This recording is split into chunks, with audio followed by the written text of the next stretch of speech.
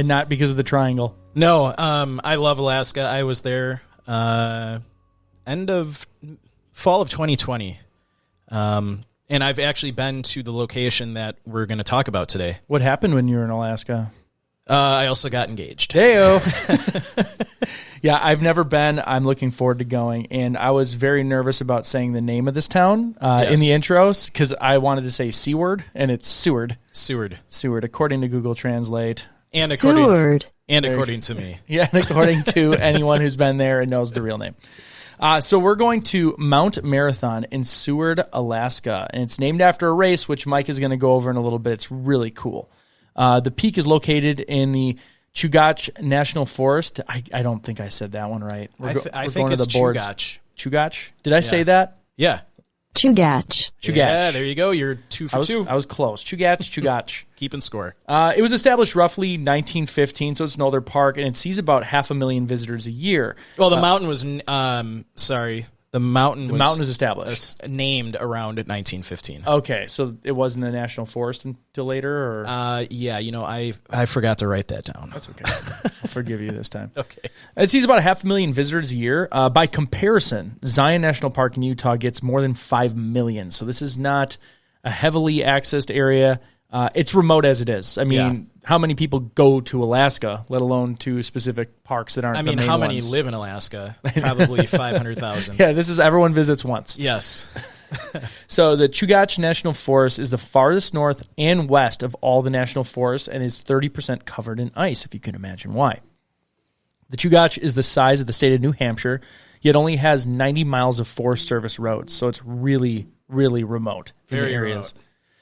All 5 North American species of Pacific salmon are found in the Chugach: the king, red, silver, chum, and pink. I didn't know there were that many different I had no idea. types of salmon. Yes. I learned something Apparently new now. there are.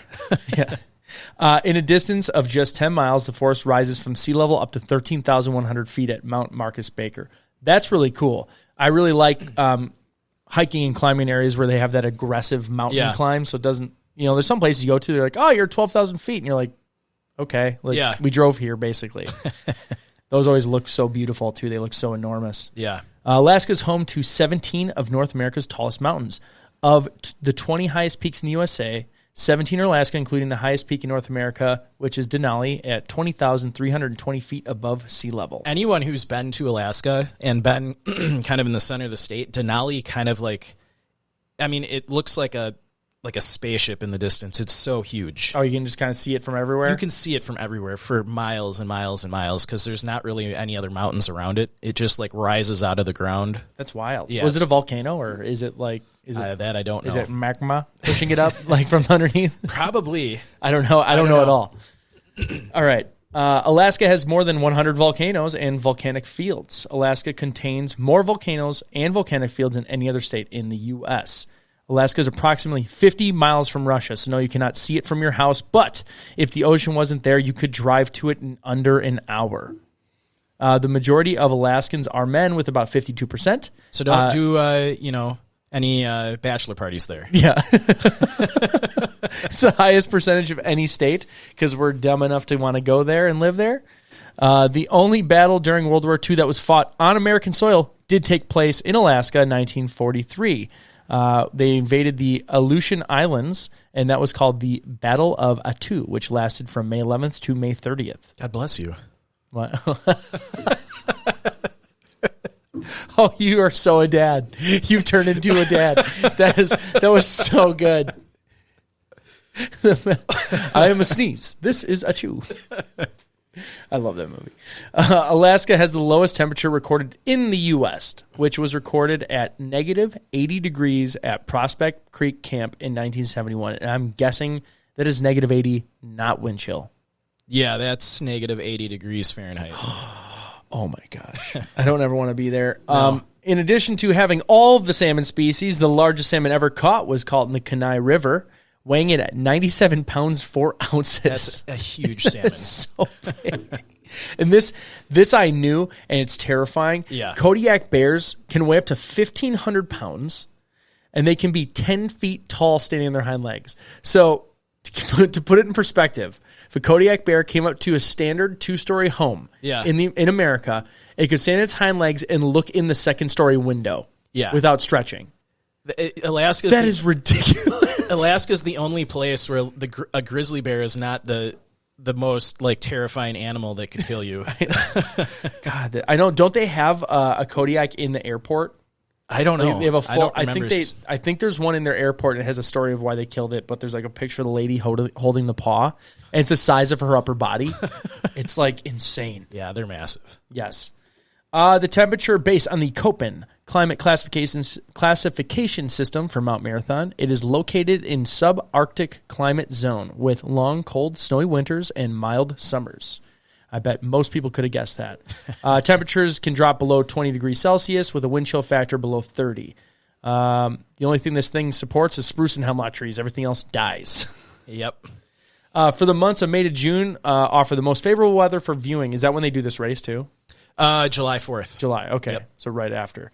The Chugach Forest area is considered a temperate rainforest in the Pacific and temperate rainforest region. That was surprising just because it's so far north. But yeah, it gets in. There must be a thing. How much water does it have to get to be considered rainforest? Like Anchorage, a lot of times because it's so close to the ocean, is warmer in the winter than it is here in Milwaukee.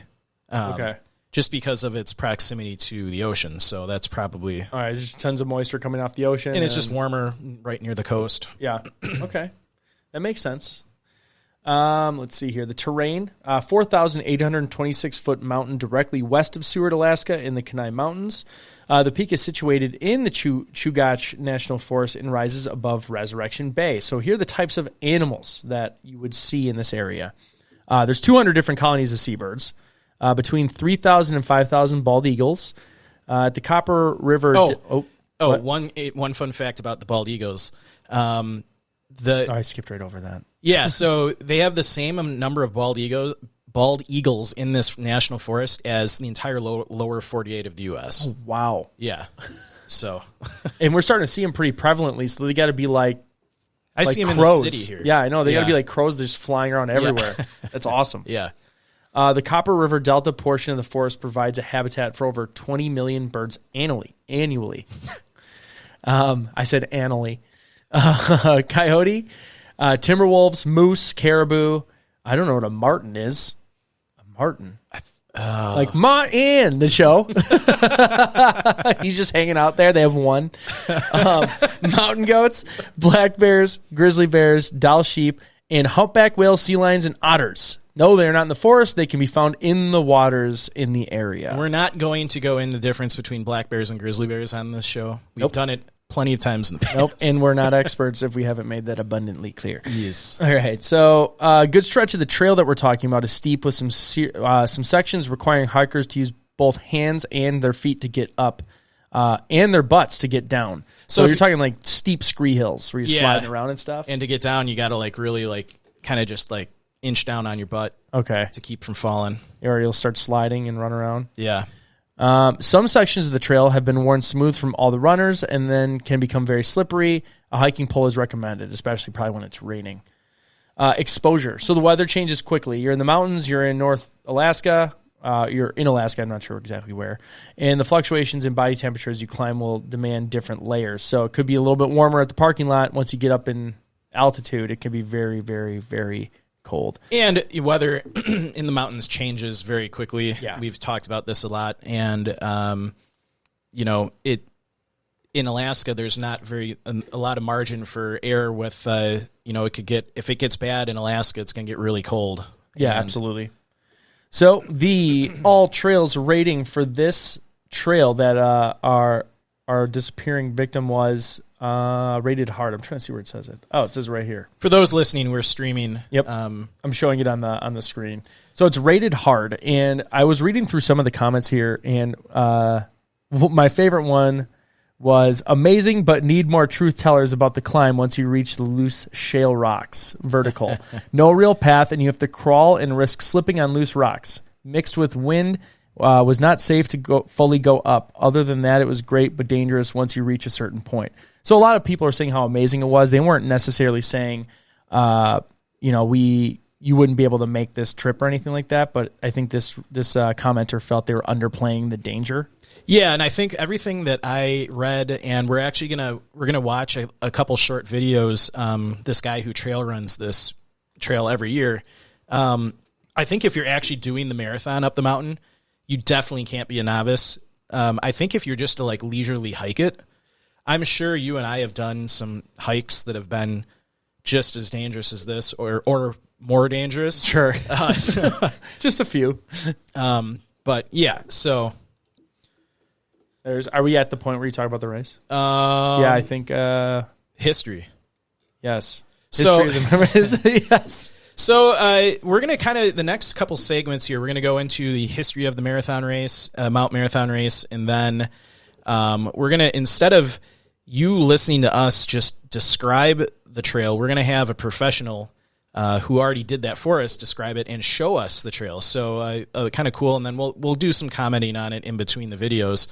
The history of this Mount Marathon race is really funny. It sounds like it started in a bar with two drunk guys like, I bet you can't get to the top of that mountain.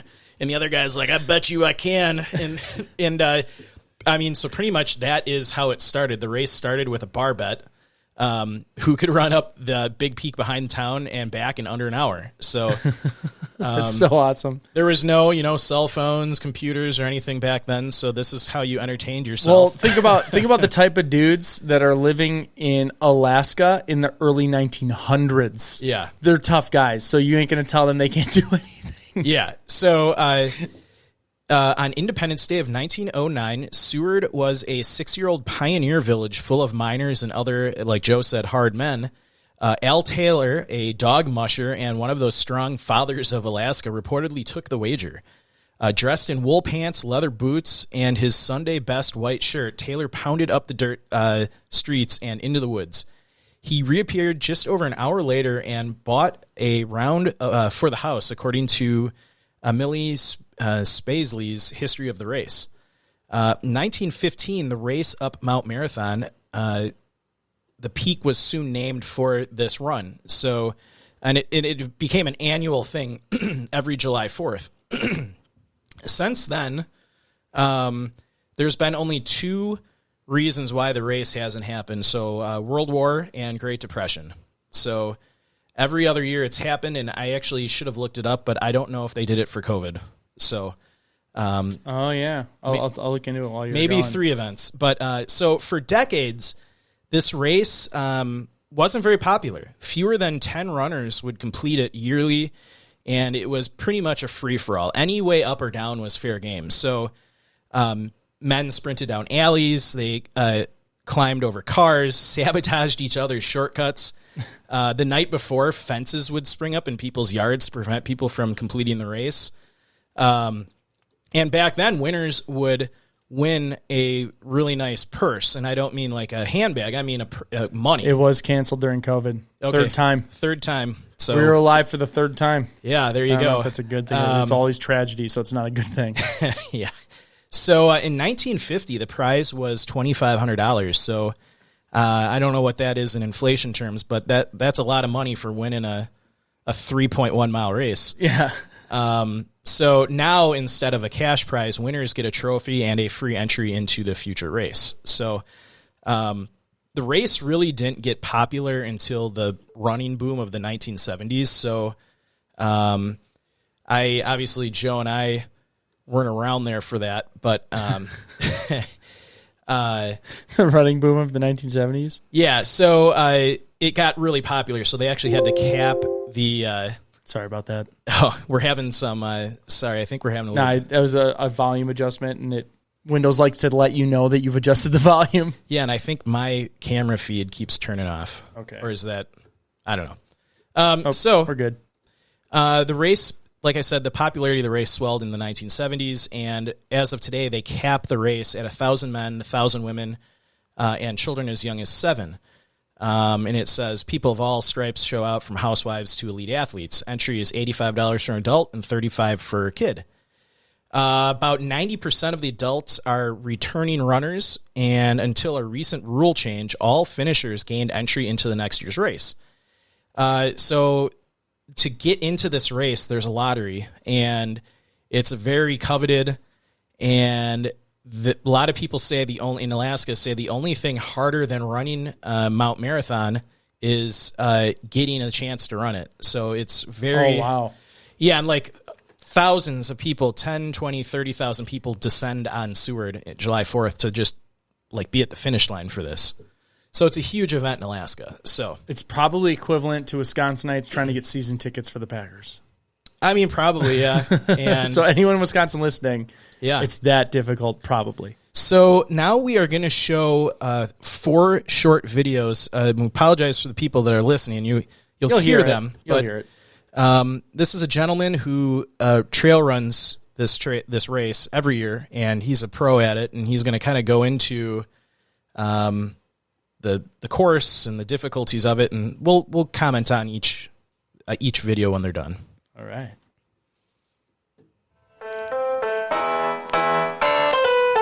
Your hands are on your knees, kind of pushing, speed hiking.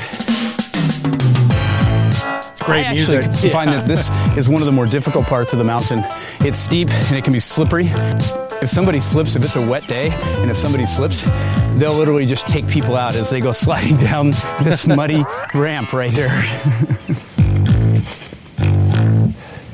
Well, from right here, what makes this special is we just came out of the trees. It's not slippery anymore, there's no more mud. We're gonna be on gravel and rock and scree. And when you've come out of there, this feels great. Just having a little bit of cool air on you. The story of this upper mountain is that it's incredibly braided. There are numerous ways of going, and there's no rule. You can take any route that you like. This is where experience can give someone an advantage.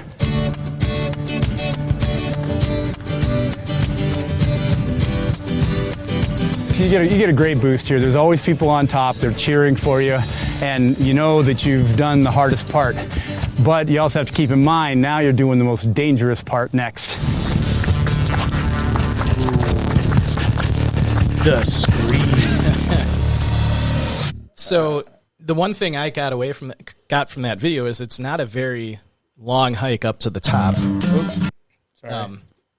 Sorry. It looks incredibly demanding if you're running it. Yeah, I like his method of like using his hands to move his knees. I've like, totally done that before when I'm going uphill and everything's heavy. I'm like pushing pistons. Well, in this, one thing that kind of bugged me when I watch this too is whenever we're hiking, I always like be prepared if I'm out in the woods, like overnight. And this guy had a t-shirt and shorts on and running shoes. Let's assume his cameraman had all the gear. Yes. We'll just or the assume Sherpas that are out of view. Yes. All right. So this is part 2 about the scree fields. I hate the scree fields. When he said, "Oh, we're in the scree, it's a good thing," I was like, "Oh man, that must be terrible." Yeah, right. We call it a controlled fall, and that's exactly what it is. Very easy to take a trip, and this rock is sharp. If you take a fall up here, you're going to know it. Trust me. He's so fast. This December, scree Down field. in this section, it's very much more forgiving. It's much softer, and you can run it very fast. The all-time best is 6 minutes from the top of the mountain to the street, and it's over a mile. In a world where everyone's running up, be the one who slides down. This summer, scree field. That's what I feel like I'm watching. It's like an intense movie. This is wild, though. This guy is fast. Yeah, he's good. We had to go down that stuff in Africa, and our guides were yelling, "Pole, pole, pole, pole." I mean, slow, slow, slow. Because I kept trying to do Come off this. the bottom of the scree field, and we're entering what's called the gut. The nature of the mountain and the footing changes dramatically right here. So intense. Oh my gosh. I love it. I've gone down scree like that, and I go so slow because I'm afraid of slipping and just tumbling down. Yeah. Like that guy was flying down at light speed. So I don't know if I was going that fast because I don't remember, but when I was coming off of Kilimanjaro, because I was so out of it, there were scree fields like that, and I was just so done. Yeah. We'd been hiking since like 10 the night before, and it was like noon the next day, and we'd been up the whole time climbing. Yeah. And I just wanted to go back to camp and go to sleep. And I felt like I was just like jumping down and like running, and then they were yelling, pole, pole, pole, pole, so I wouldn't fall. And my buddy who I was with said I would just stop when they would yell. I'd sit down on a rock and I would fall asleep immediately. Yeah. And they would catch up to me, and then they would essentially like wake me up, and I'd start going again. Yeah. All right, so let's watch this one. This is the gut. The gut. We've just come off the bottom of the scree field, and we're entering what's called the gut. You can see this jagged rock, these boulders, and we're about to hit the first of what's called the problems. And there's 3 problems. This is problem number 1. I got 3 problems in my gut. Problem. For the safety-minded, the message is to try to take your time through here and not get hurt. This is actually where most of the injuries take place. And the reason is by now your legs are just exhausted. Their eyes are just glazed over. I love how, I just gotta stop real quick there. Like at this point of the race, they're just like, this sucks so much, like that's a problem. Yeah. What should we call it? Problem. Problem 1. Yeah, the first problem. There's another problem. All you're doing is focusing on what's in front of you. This is where you're gonna turn either left to go down the cliff face, which is where the vast majority of the races will go. It's a picture of a guy falling off a cliff. Down here at the other snow fencing, you're going to turn right to take the safety trail down, also known as the Switchback Trail. Which one's faster? You do not want to go straight, where there's going to take you to the waterfall, which, unless you are an expert, you do not want to go down that way.